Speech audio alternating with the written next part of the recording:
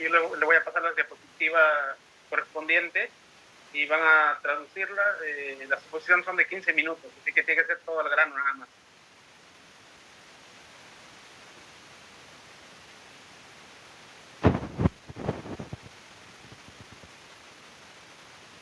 Y ya para las preguntas nos va a servir lo que estamos revisando, lo del libro, así que no es tiempo perdido.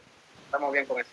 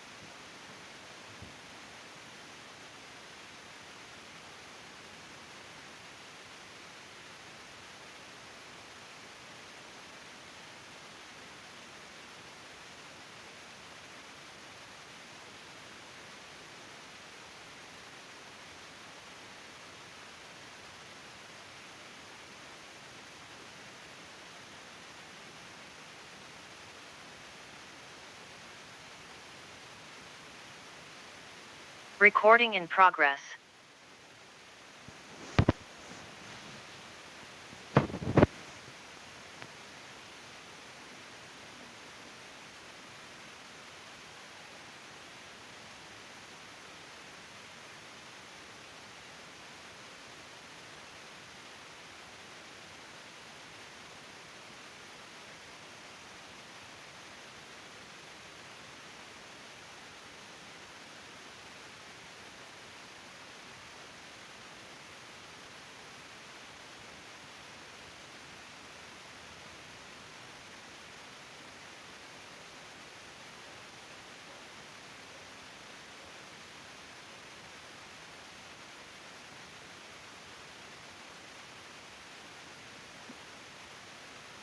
¿Qué tal? ¿Ahí se escucha? Sí, doctor Dávila. Sí se escucha. Perfecto, bueno.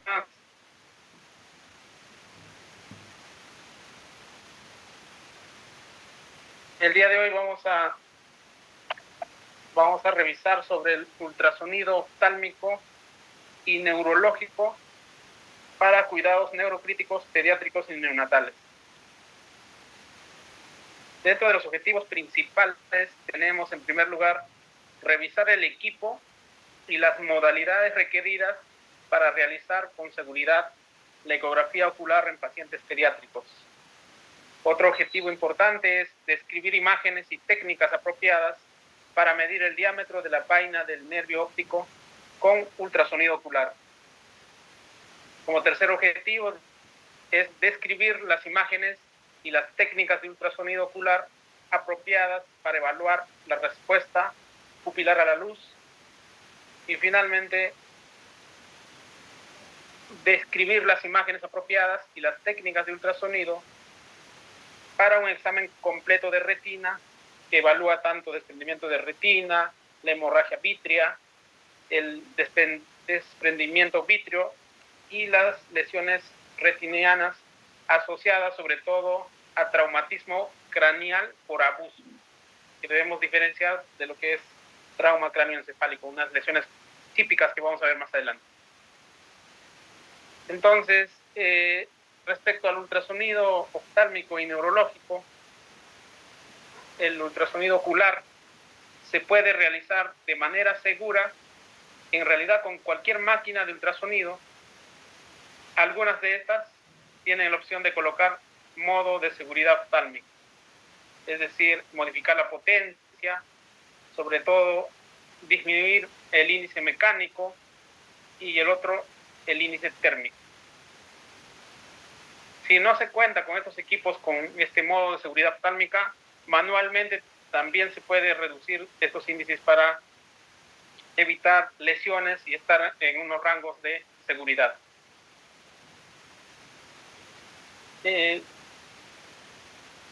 Dada la naturaleza delicada de la córnea, es importante disminuir el grado de calor, es decir, el índice térmico.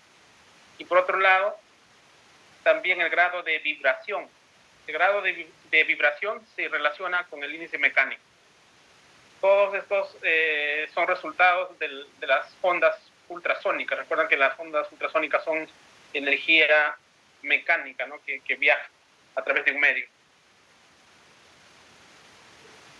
¿Qué pasa si el calor y la vibración no disminuyen?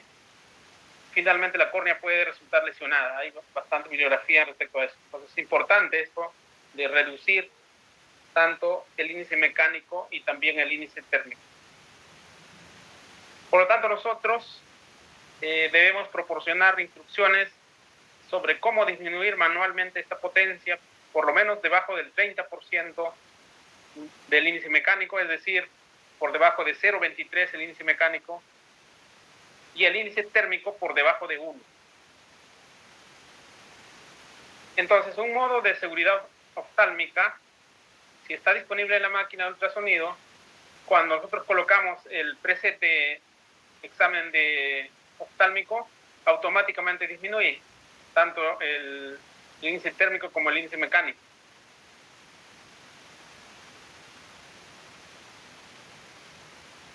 Como se menciona acá, al presionar el botón, ¿no? de examen o de preset, se encuentran las opciones disponibles, ¿no? Es decir, por ejemplo, examen de hígado, corazón, etc. En este caso, al ver la parte oftálmica, estas máquinas que ya son preseteadas pueden reducir automáticamente estos índices.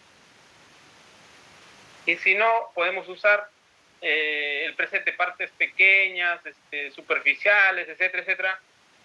Si finalmente no tenemos nada de eso, manualmente tendríamos que disminuir tanto el índice mecánico y también el índice térmico.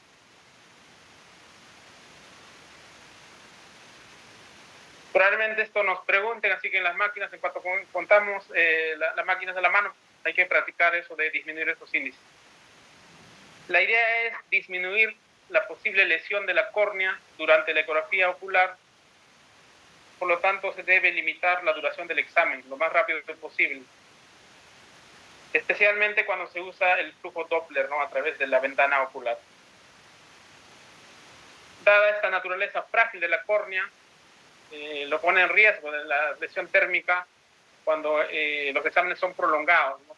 Es decir, puede calentar de alguna manera y podría lesionar. Incluso cuando la máquina está preseteada en rangos de referencia, ¿no? en modos de seguridad. Una sonda de matriz lineal, es decir, los transductores planos, estos son de alta frecuencia, pueden ir algunos especiales entre 10 a 22. Generalmente lo usan los dermatólogos, a veces lo cuentan con esta matriz lineal de alta frecuencia. Esta sería lo ideal, ¿no? Para una ecografía ocular. Sin embargo, no siempre se cuenta. Lo que nosotros contamos en el día a día son esos transductores de sonda lineal, pero las frecuencias son un poquito más bajas, ¿no? Entre 6 a 13 MHz. Pero si comparamos con el phase array, el de cardio o el convexo, de todas maneras son más altos, ¿no? Estos megahertz. Por lo tanto, podemos usar esos transductores lineales que habitualmente están disponibles casi en todas las máquinas. Los ajustes de seguridad de la ecografía oftálmica se pueden lograr solamente con esta sonda de matriz lineal. Así que cuando no tengan este transductor lineal, hay que tener bastante cuidado en bajar en esos índices de térmico y también el índice mecánico. Y si no es así, tendrá que ser riesgo-beneficio el examen muy rápido para lograr buenas imágenes. Luego de esto, para proteger los ojos del paciente, se debe aplicar una cantidad generosa, así como se menciona acá, generosa de gel. Existen algunas veces gel ocular oftálmico. Esto es importante, este gel ocular oftálmico, si es que se cuenta, en lugar del gel clásico del ultrasonido, ¿no? O si no tenemos esto, lo que podemos proteger a nuestros pacientes es colocando un Tegaderm, ¿no? Un apósito transparente, ese Tegaderm 3M o cualquier otra marca. Y lo que es importante, el ojo debe estar ocluido, debe estar cerrado. Y luego de esto, cubrir con gel de ultrasonido si es que no se pone el Tegaderm, o mejor aún, si se pone el Tegaderm, luego encima del Tegaderm sí se puede colocar pues el gel de ultrasonido, ¿no? Como eso es lo que casi contamos, ¿no? Un Tegaderm entonces con el gel de ultrasonido. Recordar que el ojo debe estar los párpados cerrados. Habitualmente, según esta bibliografía, obviamente en este medio donde se desarrolla, hay geles lubricantes oftálmicos de uso común, ¿no? Que muchos de estos lo consiguen sin receta incluso. Hay de diversos tipos. Probablemente en nuestro medio no contamos y sería mucho más caro hacer el examen, así que creo que el Tegaderm más el gel habitual del ultrasonido sería suficiente. Entonces, la ecografía ocular al lado del paciente, la cabecera del paciente, debe realizarse siempre con el párpado cerrado. La sonda de ultrasonido nunca debe estar en contacto directo con el ojo abierto, sobre todo, ya que esto puede causar lesiones, abrasiones en la córnea y asimismo aumentar el riesgo de infecciones. Entonces, para nosotros que hacemos más unidades críticas, Tegaderm de una manera segura y encima puedes poner el gel habitual. Se debe aplicar una capa gruesa de gel sobre el párpado superior cerrado y o directamente sobre el transductor, ¿no? Cuando hablan la huella del transductor se refiere a la superficie de contacto del transductor en este caso con el gel, ¿no? El footprint de la sonda de ultrasonido, obviamente antes de colocar la sonda. Al realizar una ultrasonografía ocular, el operador siempre debe apoyar firmemente la mano, no en el ojo, sino, digamos, puede estar en la frente, en la mejilla, ya sea en la nariz, en la cresta orbital, o incluso debe poner una almohada probablemente donde apoya el brazo, pero eso sí tener cierto contacto con la superficie del niño. El transductor, recuérdense que es más o menos que fuera un bisturí, como que fuera un bisturí, agarras cerca a la hoja con delicadeza, como que te vas a pintar, ¿no? Vas a hacer un dibujo así de delicado. Entonces hay que sujetar la sonda delicadamente entre el pulgar y el índice para minimizar la presión ejercida sobre el ojo. Obviamente el párpado está cerrado. Entonces, en resumen, hay que agarrar el transductor muy delicadamente, tener un contacto probablemente con alguno de los dedos a la superficie de la cara del paciente para evitar desplazarse, y la demás fuerza del brazo podría apoyarse ya sea en una almohada o en la superficie de la cama donde, digamos, descanse el peso del brazo. Es importante esto, no presionar la superficie del ojo. No porque presione va a salir mejor imagen. Va a salir mejor imagen cuando la interfase sea adecuada. El Tegaderm que no tenga aire por debajo, que tenga luego gel, abundante gel, la insonación es a 90 grados, así, perpendicular, y luego de eso, pues, en la superficie de contacto, digamos, del brazo debe estar protegido para evitar lesiones. Las imágenes se obtienen con mayor frecuencia cuando el paciente está en decúbito supino, más o menos 20 hasta 90 grados incluso con respecto a la horizontal, pero no siempre se va a poder en unidades críticas, ¿no? Esto es lo ideal, ¿no? Entonces el paciente debe estar sentado entre 20 a 90 grados, pero si no, pues como encuentras al paciente, ¿no? Pero eso sería lo ideal, entre 20 a 90 grados. Lo ideal es que el cuello del paciente debe estar recto con la cabeza y los ojos mirando hacia adelante. Eso también, a menos que el niño pues le diga mira hacia adelante, es colaborador, podría hacerlo. No siempre se logra, no es tan fácil por eso. Esto es difícil en niños, sobre todo los más pequeños, ¿no? Que no van a hacerlo. Y que están conscientes, pero peor si están sedados, ni hablar. La sonda debe estar recubierta de gel. Se debe colocar nuevamente, les menciono, suavemente sobre el párpado que esté cerrado. La visualización completa de las estructuras oculares se logra con una rotación cuidadosa de la sonda y un movimiento mínimo de la superficie de contacto, de la sonda hacia, digamos, a la estructura, el footprint, ¿no? Footprint.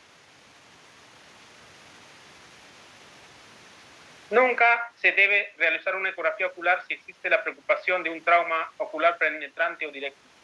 Si el paciente tiene historia de que probablemente tiene un trauma ocular, es mejor diferir este examen. Debemos buscar lesiones oftálmicas al menos en 2 planos, porque muchas veces hay artefactos que nos pueden engañar. Entonces hay que hacer por lo menos 2 planos separados. De esta manera se minimizan las sombras, los artefactos y los falsos positivos. Eso es importante, ¿no? Cuando hacen la vaina del nervio óptico, no solamente hacer una imagen, sino muchas imágenes y sacar un promedio de esos valores. Entonces, para obtener de las medidas del diámetro de la vaina del nervio óptico, sabemos que la hipertensión intracraneal es una emergencia neurológica que da una alta morbimortalidad, ¿no? Esta es la importancia de hacerle un eco de vaina del nervio óptico, en este caso, que definitivamente si está bastante dilatado, este paciente tiene hipertensión intracraneana, en tanto espere pues una tomografía, o a veces ni siquiera hay tomografía en algunos lados. La medición por ultrasonido a la cabecera del paciente del diámetro de la vaina del nervio óptico es un método preciso, es un método no invasivo, sin radiación, y fácilmente se puede repetir para detectar la hipertensión intracraneana en niños. Hay varios estudios a favor, pero también hay en contra, pero por lo menos, entonces no quiere decir que no se haga, se tiene que hacer. Entonces el nervio óptico sabemos que forma parte del sistema nervioso central y está rodeado de líquido cefalorraquídeo dentro de esta vaina del nervio óptico. Entonces la elevación de la presión intracraneana se va a transmitir a través del espacio subaracnoideo y va a hacer que el segmento retrovulvar, que es flexible de esta vaina del nervio óptico, se va a distender, se va a hinchar, ¿no? Justamente en respuesta al aumento de la presión intracraneana. Entonces, definitivamente, todo cambio de presión intracraneana será transmitido en un cambio de esta vaina del nervio óptico. Entonces, la detección por ultrasonido ocular y el monitoreo de los cambios del diámetro de la vaina del nervio óptico en respuesta a la hipertensión intracraneana ha sido ampliamente estudiado, es confiable y reproducible, ¿no? Varios estudios tiene, sobre todo mucho más en adultos. Aunque hay muchos menos estudios específicos pediátricos disponibles para esto del diámetro de la vaina del nervio óptico en relación a la hipertensión intracraneana, se ha logrado establecer algunos valores de rango de referencia, ¿no? Estos rangos de referencia pueden ir para los lactantes un límite superior de 4 milímetros, mientras que los niños un poco más grandes, ¿no? Los niños entre el año hasta probablemente preescolares puede ir entre 4.5 a 5 milímetros. El diámetro de la vaina del nervio. Entonces, en resumen, los lactantes, desde un lactante, es decir, mayor de 28 días, no entra acá los neonatos, un niño más de 28 días hasta menos del año de edad, el límite superior del diámetro de la vaina del nervio óptico sería 4 milímetros. Del año hacia arriba, incluso algunos ya niños más grandes, probablemente preescolares, escolares, puede ir entre 4.5 a 5. Los adultos, punto de corte un poco más alto de 5. Varios estudios han publicado curvas características operativas de lo que es la parte pediátrica con puntos de corte más específicos para determinar la presencia de hipertensión intracraneana. De estos estudios, los resultados son diversos, tanto en la sensibilidad, la especificidad, y entonces hay por eso que algunos detractores de la vaina del nervio óptico dicen que no ayuda, ¿no? Lo que se sabe es que actualmente ningún estudio pediátrico publicado ha examinado de manera estratificada por edad más precisa de la evaluación del diámetro de la vaina de nervio óptico, ya sean recién nacidos, lactantes y niños. Es decir, de manera general, como le mencionaba, el 4, de 4 a 5, pero en recién nacidos, por ejemplo, en lactantes no está completamente, digamos, estratificado, ¿no? Porque no es lo mismo un lactante, por decir, de 2 meses que uno que ya tenga 1 año, ¿no? Y en definitiva todos los órganos van creciendo, entonces la idea es que no se cuenta por lo menos hasta ahora.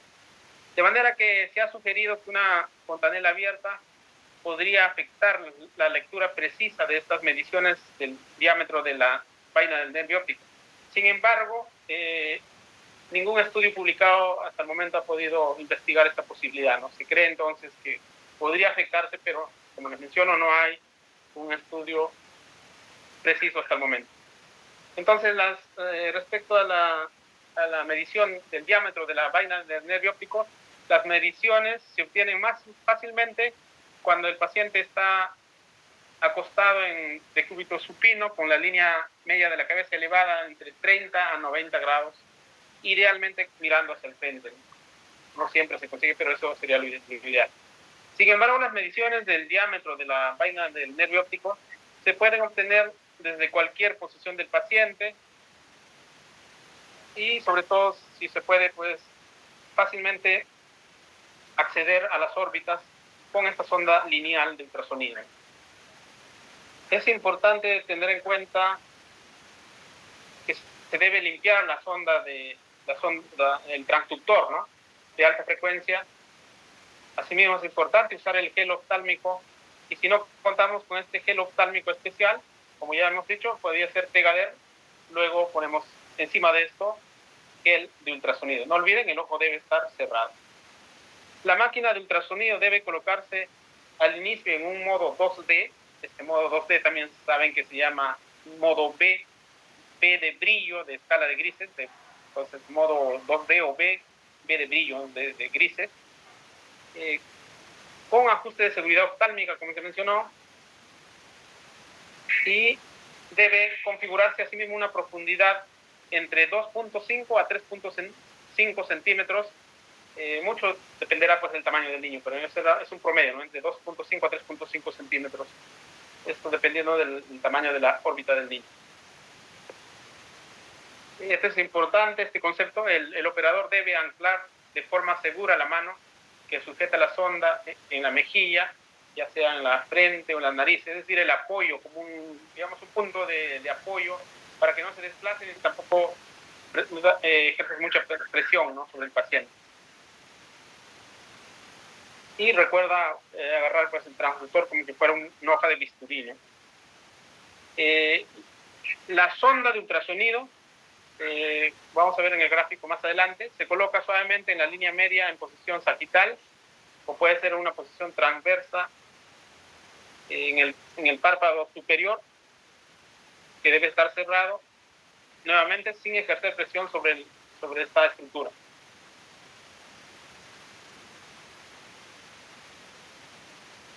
Cuando el paciente puede colaborar aún, se pide que mire de frente, asimismo que relaje, digamos, los ojos, que no esté tenso.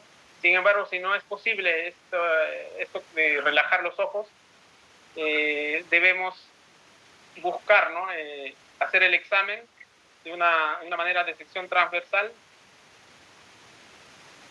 y también luego complementar con un plano sagital, buscando la mejor imagen, ¿no? La posición de la sonda se ajusta para dar un ángulo adecuado para mostrar la entrada del nervio óptico en el globo. Recordemos que el nervio óptico no es completamente igual en todos, en algunos incluso es un poco tortuoso cuando los niños son pequeños, así que eso dificulta el examen. Por otro lado, la profundidad debe ajustarse para visualizar todo el globo ocular, y al menos esta profundidad debe ser entre 0,5 a 1 centímetro, ¿no?, del nervio óptico. El globo ocular más 0,5 a 1 centímetro del nervio óptico para poder visualizar adecuadamente. Para asegurar un corte preciso del nervio óptico, se debe obtener la apariencia del doble círculo o diana del nervio óptico. Esto vamos a ver en la figura, así que no se preocupen, estamos describiendo nada más. Idealmente se debe tomar, eso es importante, y guardar las mediciones de 2 o 3 imágenes. Recuerden, con una sola imagen no pueden tomar decisiones. Estas imágenes tienen que tener alta calidad y deben ser tanto en el plano transversal y longitudinal incluso, para tener, digamos, un promedio final. Las mediciones se obtienen a 3 milímetros después de la retina, que vamos a ver también dónde exactamente se toma esa medida, 3 milímetros. Asimismo, luego se debe medir la vaina del nervio óptico, idealmente a 90 grados, cruzando justamente esta distancia detrás de la vaina del nervio óptico. No se preocupen, ahora va bien en la figura. Para obtener la coherencia de las mediciones de este diámetro, siempre debe basarse en la distancia entre los bordes internos o en todo caso los bordes externos. Es decir, usted puede medir los bordes internos, de un borde interno a un borde interno de la vaina del nervio óptico, o del borde externo hacia el borde externo de esta misma vaina del nervio óptico. Estas medidas tomadas desde el borde interno obviamente serán ligeramente más pequeñas que cuando se toma de borde externo a borde externo. Esta sería entonces cómo se coloca la sonda de ultrasonido, una sonda de ultrasonido lineal, recuerden, lineal, o el plano, lo que llaman así, y estas por características son de alta frecuencia. Entonces vamos a describir esta imagen A. Entonces la sonda de ultrasonido lineal de alta frecuencia, que en este caso no tiene tegadermo, entonces está cubierta con gel oftálmico, se coloca con el párpado cerrado, en una posición sagital, como ven, ¿no? Está en un corte sagital. Observen cómo se sostiene la sonda, como que fuera un lapicero, como que fuera un mango de bisturí. Y tu mano descansa, ¿no? Ya por un lado miran en la frente, un poco en el pómulo, pero sobre todo le puse una almohada para tener mayor comodidad, ¿no? Y descargar el peso en esa zona. Esto permite estabilizar, ¿no?, el transductor y evitar, pues, asimismo, tener una presión intensa hacia el ojo, ¿no? Esa es la manera, el contacto muy, muy sutil. Entonces, este sería el corte sagital, ¿no? De esta manera podemos luego, vamos a la imagen de la B, lo mismo, ¿no? Las mismas, observen, miren cómo se agarra con un bolígrafo, o sea, los puntos de apoyo importantes, y podemos obtener en este caso de manera transversal, ¿no? Un corte entonces sagital y un corte transversal. Esto ya en un paciente más pequeño, en la C, como observen cómo están colocando la sonda para obtener vistas coronales, en este caso del ojo izquierdo de la canto, como está de manera externa. Este igualito está con gel oftálmico, ¿no? Pero igual nosotros podemos poner un tegader y sacar la imagen. Muy bien, entonces lo que vamos a obtener, atención, ahora sí, esto es lo más importante quizás de la exposición. Vamos a describir la imagen A. Esta imagen A es una imagen de ultrasonido oftálmico. Miren cómo la huella o el footprint del transductor es que genera imágenes planas. Por eso nos damos cuenta que es un transductor lineal. Esta sería una vista transversal y vamos describiendo, ¿no? Entonces, tenemos ahí, en primer lugar, en esta imagen A, la parte más anterior corresponde a la córnea. Todo esto sería el humor vítreo. Luego tenemos la retina. Importante fijarse en la retina, cómo están los bordes. Y cuando hablamos de esa distancia, es a partir del borde posterior, digamos, de la retina. Y luego de eso ya tenemos toda esta imagen hipoicogénica, el nervio óptico. Exactamente donde está el asterisco que está vibrando, ese es el nervio óptico. Nosotros no vamos a medir el nervio óptico, sino la vaina, la que recubre, ¿no? Entonces, será mucho más amplia, como vamos a ver. Entonces, conclusión, identificamos estas estructuras, identificamos el nervio óptico. Esta es la vista transversal, ¿no? La vista transversal, recuerden que la vista transversal del nervio óptico de esta manera está colocada. Ahora vamos a explicar la imagen B.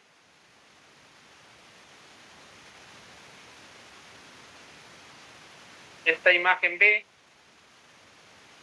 también es una ecografía oftálmica normal. Es una vista también transversal. Y observen al nervio óptico, ¿no? Este nervio óptico, la línea amarilla, cómo está redondito, ¿no?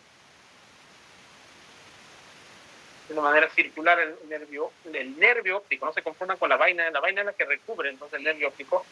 Este es el nervio óptico.